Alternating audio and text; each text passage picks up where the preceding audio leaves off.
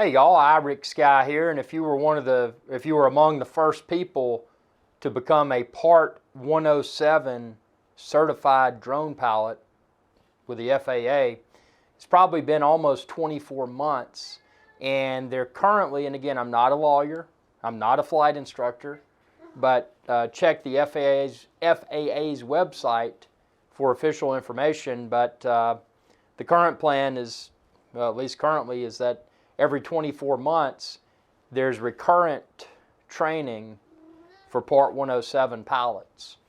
So what I want to share with you within this video is how I prepared myself for the Part 107 recurrent training, and this is year 2018.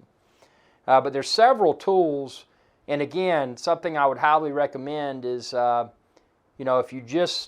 if you just use the guides, the online tests, the study materials, you may fail. I mean, there's a lot to it, and obviously I'm not going to divulge everything that's within the exam because that's confidential. But what I will say is there's several tools that I've used, and they worked really well. So check the link within this video's description. I highly recommend the supplement, the training supplement, because that's something that, you can download a PDF version, but I would probably get the book because you're really going to want to look at the full color. Yeah, it's called the testing supplement. You're going to want to look at that because the full color is going to be super important, and obviously you can view that in a PDF as well. But something to pay particularly close attention to, obviously, is the one may think that it's just drone laws, this, that, and the other. There's a lot more to it. You're going to need to have a thorough understanding of airport operations. The recurrent exam is a little bit different. I don't think, and again, check with the FAA to be certain, but I don't think there's as much, if any, weather in the recurrent. And there was a lot of weather stuff in the original Part 107. So, you're going to want to make sure you have an overall understanding of everything. Because if you don't, you're probably going to fail. So the training supplement, I highly recommend that. I went as far as to purchase I got the PDF, and then I purchased the print version of that. The training guide, this is my favorite training guide, and it's available in digital format. I think with the digital format, you've probably got to use, I think they may limit it to not Adobe Reader, but Adobe, what's the name of that? It's an Adobe program that lets you read ebooks. So, for that reason, I would get the paperback version, and you can find links to both within this video's description. But it's a great way to have an overview of the various topics and the various questions that one may encounter during a Part 107 recurrent exam. It's just good to have an overall understanding of what may be there. Take the practice test in the book, take the practice test online, and obviously, that training supplement book that I was talking about originally, that contains invaluable information. So, really pay attention to the colors, pay attention to the symbols. I mean, you really need to know the stuff inside and out, because it is not an easy test. And a lot of people assume that, they falsely assume that just because they feel they know drones, that they're automatically Part 107 experts, and that's probably not the case. So, if you're serious about this, again, I'm a drone hobbyist, but being a drone hobbyist, being Part 107 also is nice because it's helped me to develop a better understanding of drone regulations. And that's important because, obviously, being the drone evangelist, preaching safe and responsible drone use is paramount. So being a Part 107 certified pilot, I'm better able to participate in conversations. If someone says something negative, I'll let them say what they're going to say, and then I'll respond with my well-educated responses because I am a Part 107 pilot. So it's just a good thing to have. I mean, even if you have no plans of pursuing commercial applications with a drone, I feel that it's a good thing for hobbyists as well. I mean, it's fun to learn the information. It's fun to again, to be able to have that information in the back of your head, because it creates a more confident drone pilot. You know, whether they're purely recreational or maybe they do a combination of both, commercial and recreational flight. But it's, you know, it's, so you're going to want the testing supplement. And again, check the link, expand this video's description and check the link at the top because I've got it all listed there. You're definitely going to want the training supplement. I mean, even if you just get the PDF of that, you know, that's probably good. But I like the tactile feel of the paperback, especially just browsing through it, memorizing the colors of that appear on the aeronautical charts, and also the you know, the runways. You got to know how runways and taxiways are marked. It's not easy stuff. And then you know, again, the practice guide I was telling you about, you can get the digital version of that.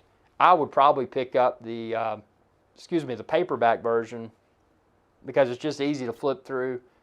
It's got test questions, practice questions in it, which is great, but there's also an online piece, and I don't think it's unlimited, but you get a certain number of online practice tests, and I highly recommend that because that'll help you to better gauge how knowledgeable or how ignorant you are in regards to Part 107.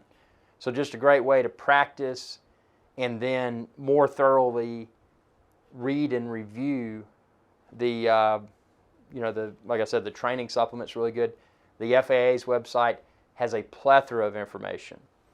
You know, so if there's certain things that you're having difficulty grasping, you know, utilizing all of those resources may be beneficial. But you know, having the practice test, that's super cool because you can identify your personal pain points. And I'll say for me, the most challenging piece that I found in the original Part 107 exam was the weather. I mean, that was a lot of stuff to memorize. But also the, you know, I can't stress the importance of becoming an expert in regards to the aeronautical charts. Because if you can't pull open an aeronautical chart and understand what everything means, you're setting yourself up for potential failure. And obviously know all the drone safety stuff. Now the drone safety stuff, that was something that, you know, I felt that I was very well versed. Again, on this channel, being the drone evangelist, I've always preached safe and responsible drone use. So that piece I knew inside and out. But by becoming a Part 107 pilot, I also learned a lot more. So there's a lot of safety steps that I'm now aware of beyond what I originally knew. So again, just for a hobbyist, having that additional information in one's head provides value. It enhances safety. So, you know, it's an extremely good thing. And for that reason, again, even if you have no interest in commercial drone applications, you may find value and thrill in simply becoming a pilot. You know, you can say, hey, you know, you pass Part 107 and you get that pilot's license, you're a pilot. I mean, not a pilot for an airplane that you've got to sit in the cockpit, but an unmanned aerial vehicle, and that's pretty cool. So that's some of the stuff. And then there's also an app, and you can find the link to that within this video's description. The app is super cool because it's something, you know, if you're just, you know, in a waiting room or, you know, at a dentist office or a bus station or a bowling alley or wherever, and you can just pop out your app and you can perform practice tests for the well, not just for the recurrent training, but also if you haven't taken the Part 107 before, you know, there's testing guide for that as well. But again, my focus is the recurrent training. And again, check the link within this video's website. Check the link within this video's description because it goes to my website where I've got all of this stuff linked, and hopefully it'll potentially provide value. Again, I am not a trainer, I am not a lawyer, and there's obviously no promises here. But all that I'm doing is sharing with you the tools that I used to become a Part 107 pilot. And again, I've been a Part 107 pilot since, let's see, what is it, 2018, 2017? 2016.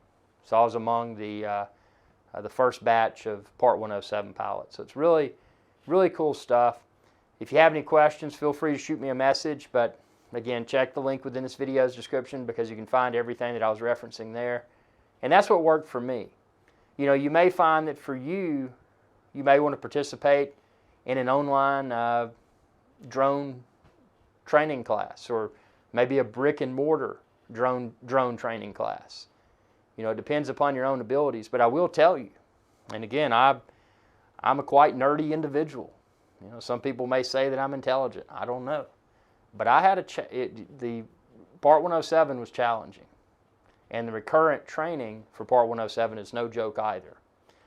So, you know, don't falsely assume that you know it. Think that you know it, perform these practice tests, and then even memorize beyond that. Because the practice tests themselves, you know, even if someone's making 100% on that, that is obviously no guarantee that they're going to make anywhere close to 100% on the real test.